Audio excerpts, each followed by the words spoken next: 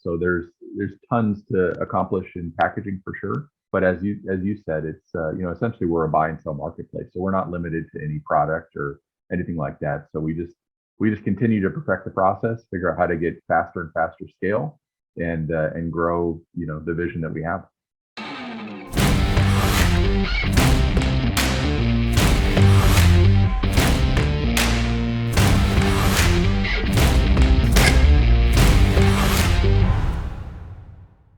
Hello, everyone. Let me introduce you to today's guest, Preston Geeting, who is the co-founder of Packform, a one-stop shop marketplace in packaging, but for sure, they just don't want to stop here. So I'm very pleased to have you today, Preston. Welcome to my show. Thank you, Cristina. Glad to be here. Thanks. I want to tell you, Preston, that your story to me is also intriguing and interesting, because what you achieved during the last 3 years is something that you could just write in a book.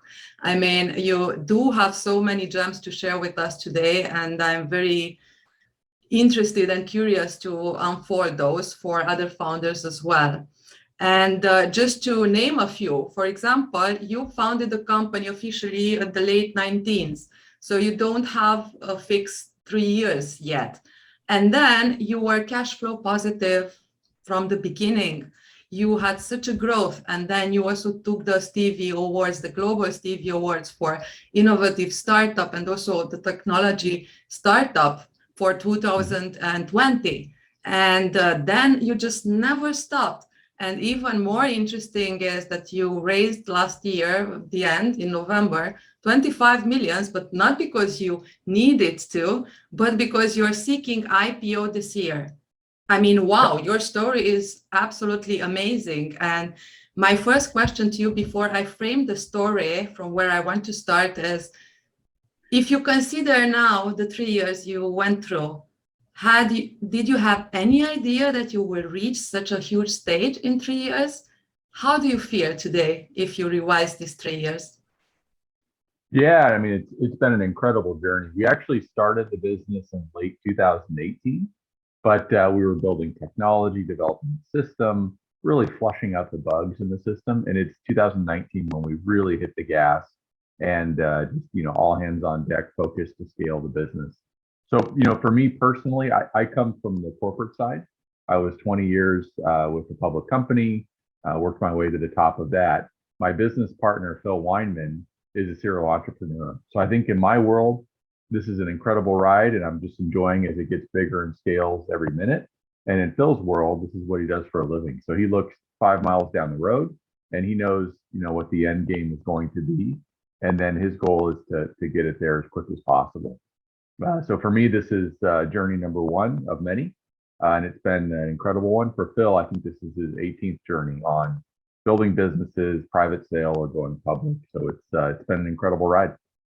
Even if you started in 18 or before, it's still a great, great story. And I think that many of those success ingredients, like just laying up together in your case. And I think even Philip was amazed about how soon everything just laid out and your success became so quickly apparent.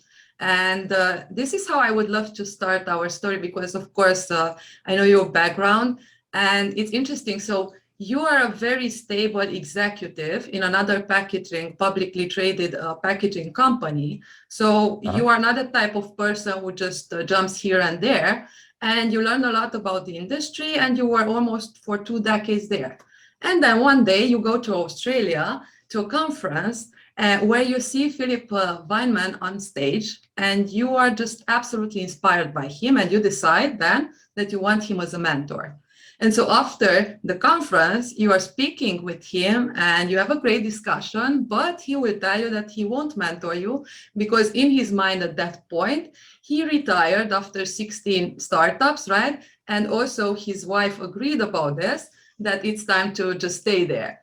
But you didn't stop. You pursued this vision or motivation of yours that he should be your mentor. So you sent him wine at his hotel. You did the same with his wife. So you did pursue this vision of yours. And at the end, his wife became your, let's say, my advocate.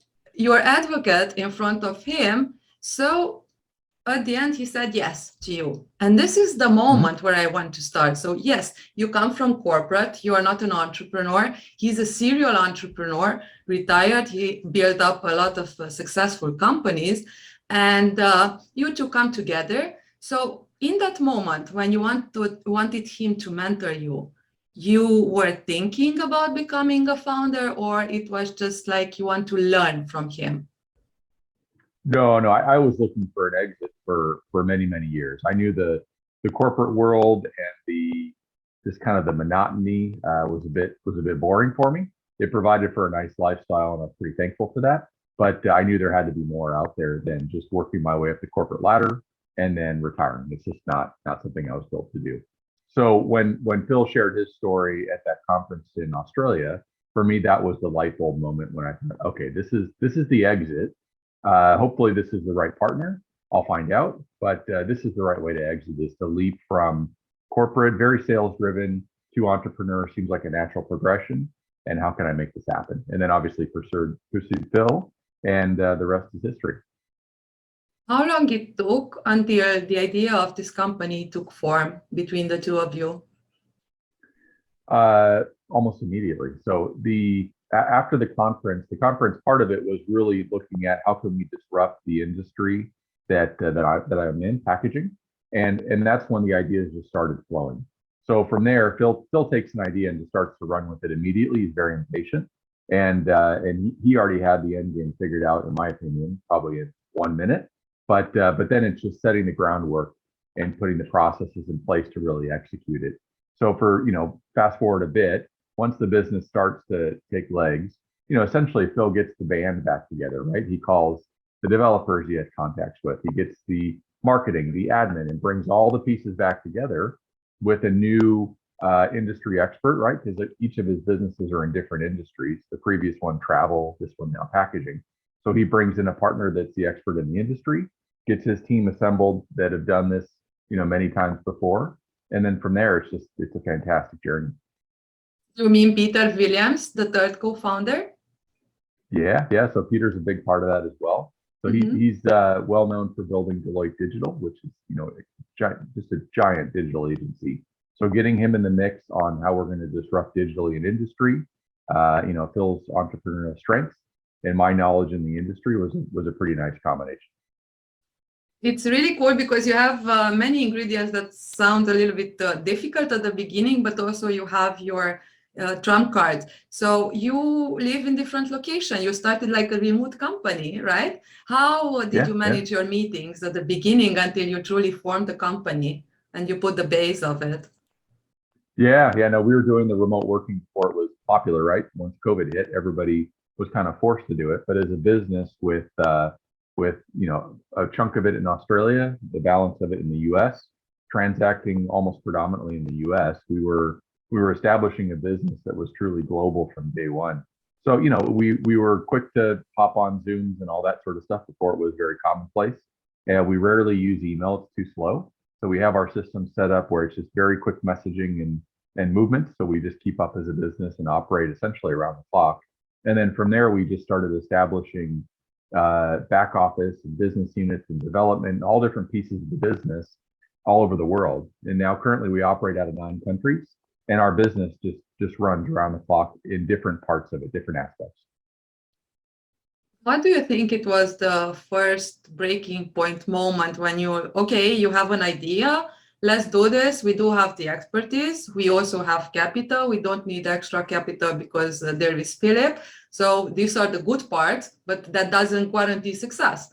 And let's just put them together and now launch in the market. What happened? What happened that just showed you that, wow, this can be big and this can be quickly? Easy. When I was sued, that told us by my ex-employer, that told us that we were onto something really good. And then we all knew this is good. They're trying to stop us at any cost. Let's go all in and make this happen. And we did exactly that. When did they sue you? Just at the beginning when you left the company? Yep. Or Yep, almost immediately. And it was, in my opinion, a tactic to slow us up and try to bury us, not realizing that, I partnered up with the powerhouse, and we could certainly take on the 800-pound gorilla and have a lot of fun doing it. And that lawsuit is over. I believe it's done. Dismissed. Yeah, dismissed. It was a stall tactic. So for you, it was an extra motivator that you are on the right path and that you should go further. How did you accelerate the business so fast? Gosh, I mean, we built out great technology that could scale really, really quickly. So we're not bound by assets and buildings and just slow growth in that sense. It's a digital business. So we built, beautiful technology that could handle as much in sales as we could put into it. Myself, I'm very sales based. So my job was to bring in as many sales dollars coming through the channel as possible. And Phil, being the entrepreneurial base, built technology that could handle as much as we could shove through it. So it's been a great thing. The technology still has yet to break, yet to fall down. And this is starting from absolutely nothing, transacting $1, and now where we're putting through just millions and millions and millions of dollars. It still is just seamless technology.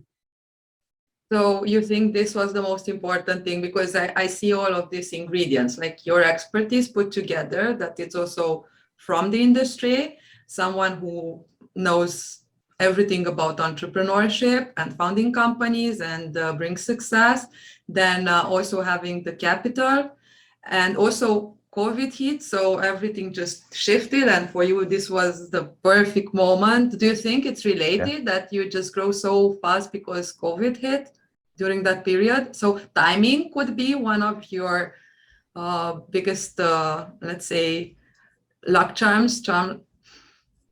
Yeah. I mean, timing definitely played in our favor.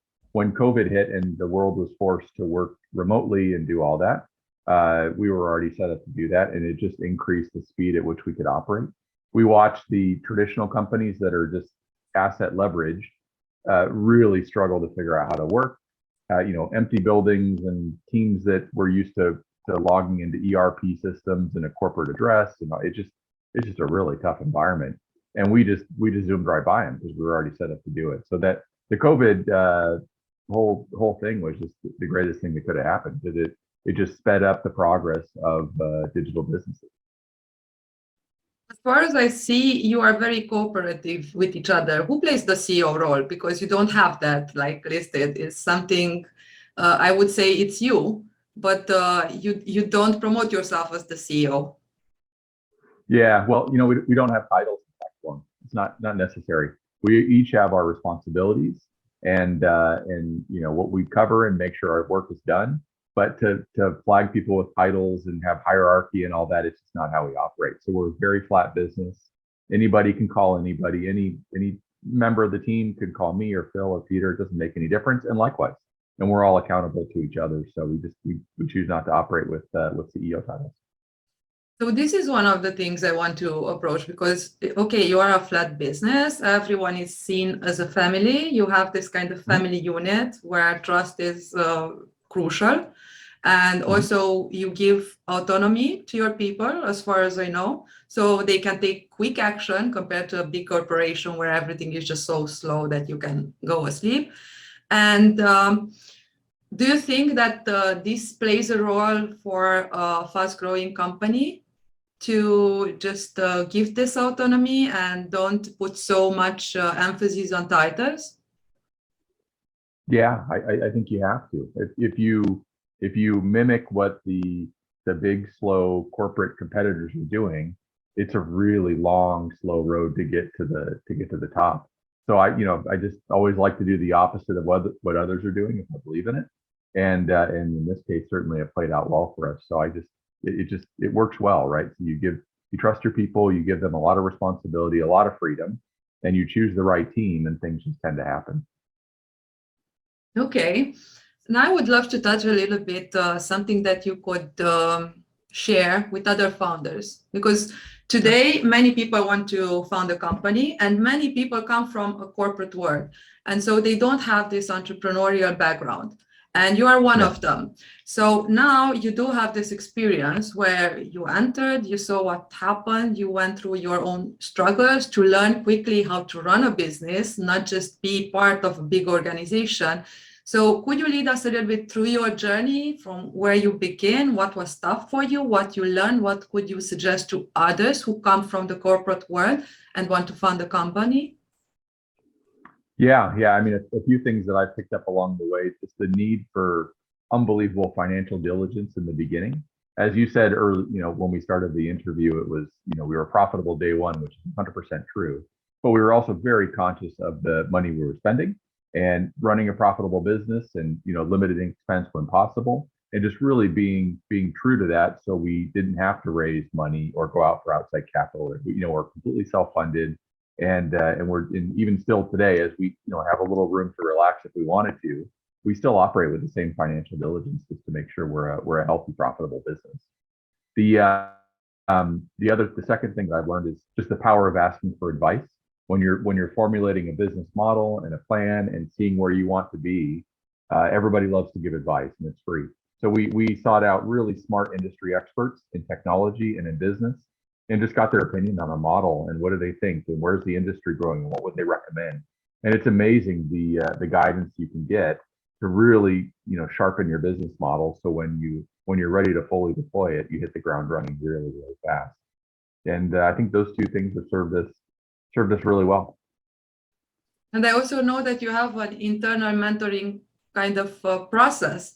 So people are mentoring other 5 under them, and then other 5 and other 5. And so you've created a tree in a sense that everyone knows deeply how this business operates. So I believe this is the way you also transmit culture in a very natural way. So yeah. Is it safe to say that your company is full of mentors? 100%. Yeah, especially at the growth we have where we're adding, many people each month.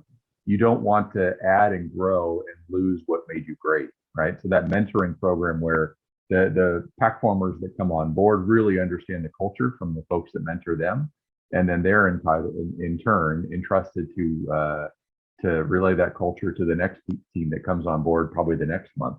And it just really keeps at the core of what makes us Packform, which is our culture, keeps it intact. And that's the fear with this rapid growth, is you lose it. And once you lose it, it's gone. So it's been a big part of our growth. What was the most difficult thing for you to adjust once you started your own company, basically? And it was completely different from your corporate world. For me, I'm used to a corporate environment where there's rules and things you can do and things you can't do. And it's very organized and precise and predictable. And then in the entrepreneurial world, it's a 100% blank page. Now, in my past life in the corporate world, the rules and restrictions, they drove me crazy, which is why I wanted to find an exit. But then when you go into the entrepreneurial life and it's a blank page, you're naked, right? So you're just left to figure it out. Now, having gone through it and kind of the thrill of it, I love it, and I wouldn't have it any other way. But that's a big change, just to be completely out in the open and just trying to figure out the best way to build what you believe in.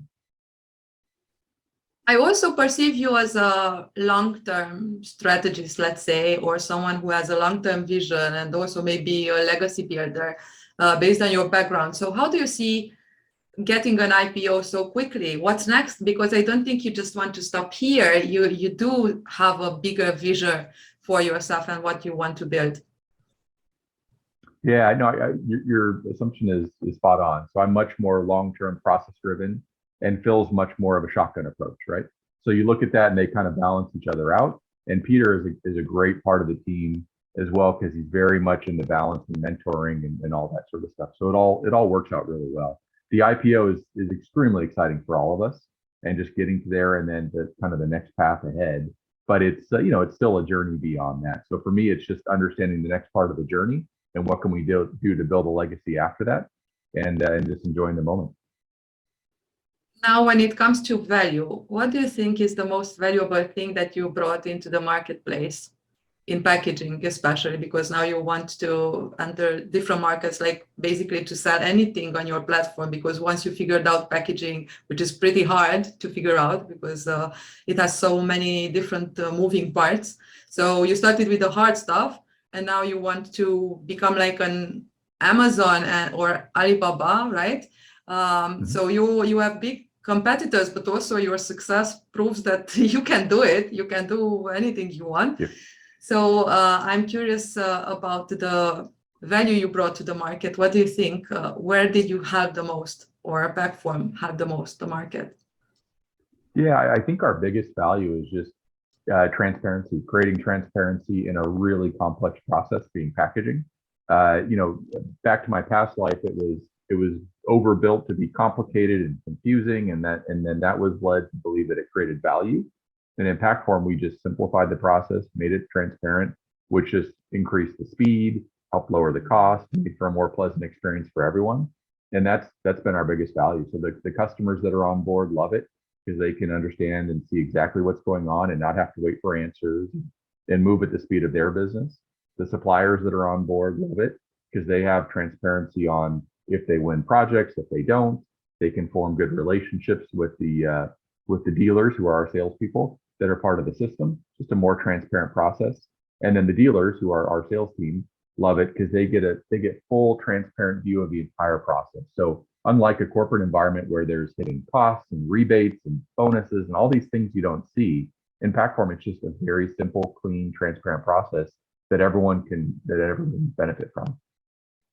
What was the biggest challenge during COVID? Because everything just skyrocketed in your case, and many suppliers came to you to, or even distributors to just take their stock, right?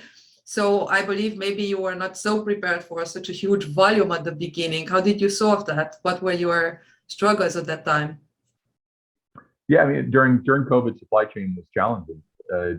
Just like companies in the packaging industry, suppliers, manufacturers, distributors had to figure out how to operate their business, making products without having employees to the full, full scale of what they wanted to make those things.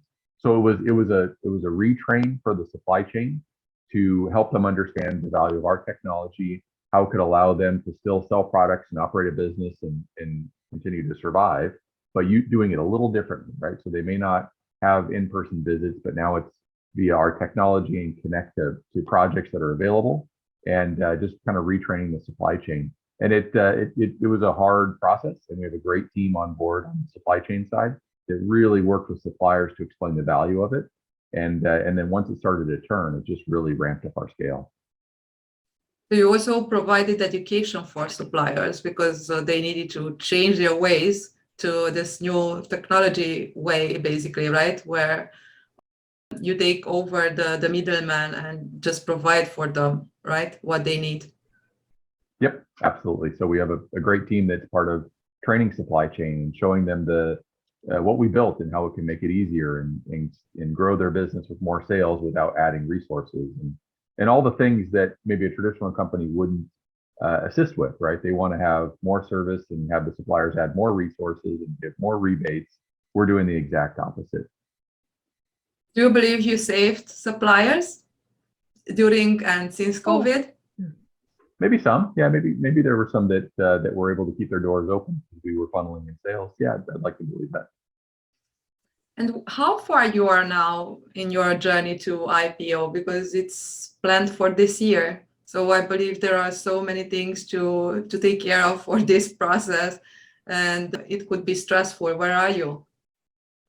We're right on track. So everybody's working really hard from each aspect of the business to prepare financially and get the right scale in the business and everything we need to do. It's we've got a great team. Everybody is very much into their lanes in the business for whatever that would be. And as long as everybody understands kind of what they're doing to be beneficial to the greater Packform, then we'll achieve exactly what we want. And everything's going perfectly. And what's next after the IPO? It's a big market. You know, packaging's one drop in it, and we're one speck in that drop. So there's tons to accomplish in packaging for sure. But as you said, it's essentially we're a buy and sell marketplace. So we're not limited to any product or anything like that. So we just continue to perfect the process, figure out how to get faster and faster scale, and grow the vision that we have. What's your biggest advantage compared to all of those who saw maybe your story and they want to do the same and copy your success? I mean, obviously the people are what make the company, but it's harder than you think to duplicate our model. It doesn't happen by snapping your fingers and putting up a website. There's so much involved. So I feel like we have a really good head start, and we have a pretty good pulse on others that are looking at the model and trying to duplicate it. And I still think we're so far ahead of everybody else. So it serves us pretty well. And also for the big players, I would imagine that changing business model, it's also not so easy like many people might think, because changing a business model is almost like changing the company structure from the base. And yeah, that's also an advantage for you, because you're the first ones who are playing here. By the way, I also love your website. I mean, it's so slick, it's nicely designed, and it's maybe interesting for a packaging company or marketplace. So who has this kind of design concept? Who is the creative in your team? Yeah, I mean, Phil's a creative, right? This is his Really? forte. Oh yeah, definitely, very hands-on. Along with Peter Williams, from his Deloitte Digital experiences. So they know how to build really clean technology. And I remember along the way, if it was an analyst or somebody, as soon as they jumped into our website and started to hear our story, they picked up in 10 seconds, oh, this is a Phil Weinman project. It's his tech. They see it, they recognize it, because it's built to be very clean, very easy, very user friendly, and extremely workable, right? So it doesn't break down. Yeah, this was my impression also, because it's so user friendly and it's simple but well organized. The colors, everything. I said, wow, this is one of the best designs, especially for such a complex platform that includes sales and everything. So congrats for Yeah, that too. thank you.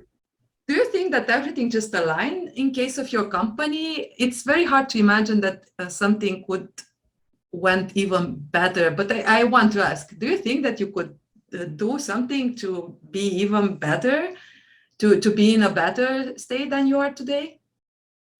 Sure. Yeah, like I said, the system is never broken, never fallen down. So I believe wholeheartedly that we could have 100 times the sales, 1,000 times the sales, and we would continue to operate because the lanes are established, the system works, everything is just running fluidly. So yeah, I mean, for me, if I would just snap my fingers, I would want it to be 1,000 times the size we are today, and just continue to watch it grow. You're still not such a big team, and you have a revenue around 500 million, somewhere close to that. And Uh-huh. that's, to me, I mean, for many standards, it's something to just be proud of. And you are so down to earth. And this is also interesting from my perspective, because I would love to touch a little bit the personality behind a successful founder.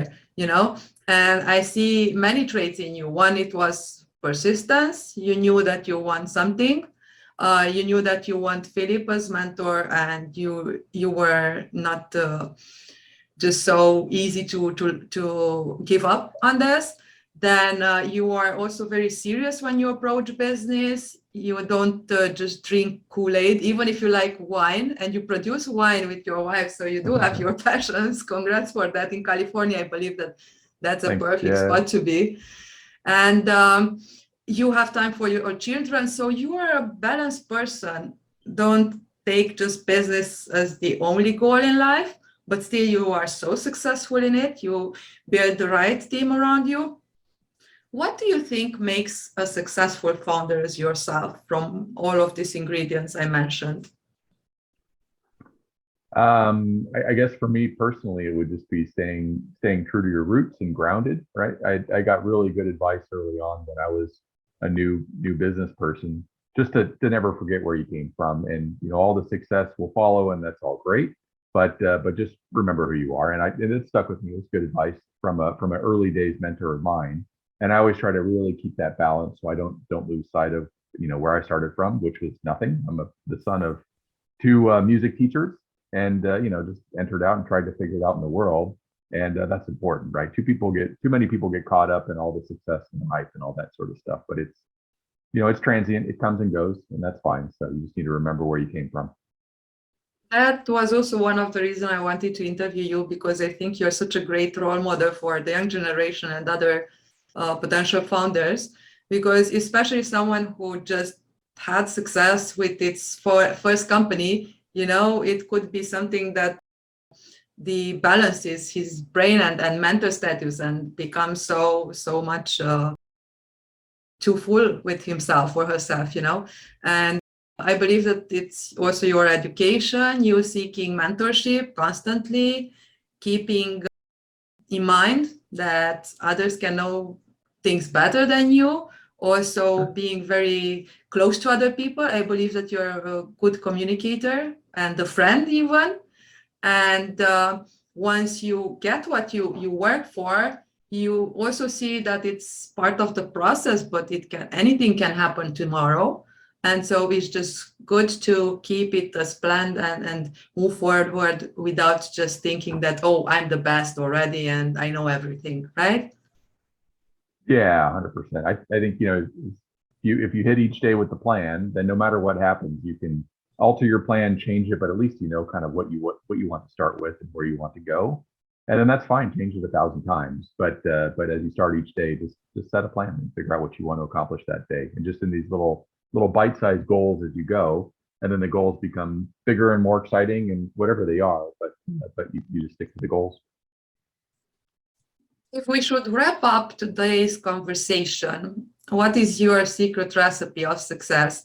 Let's work with me here. So we had that first is a great team, right? With different expertise. You do have enough money to just start what you want to do, to be open to listen to experts and what they say from the market, to have industry expertise, right? And use the power of technology, communication, and also create a family kind of environment also for your clients to feel very comfortable to join a new system, which was very, very new for them from faxes and this kind of old ways. Is there something I missed and you would complete in my formula?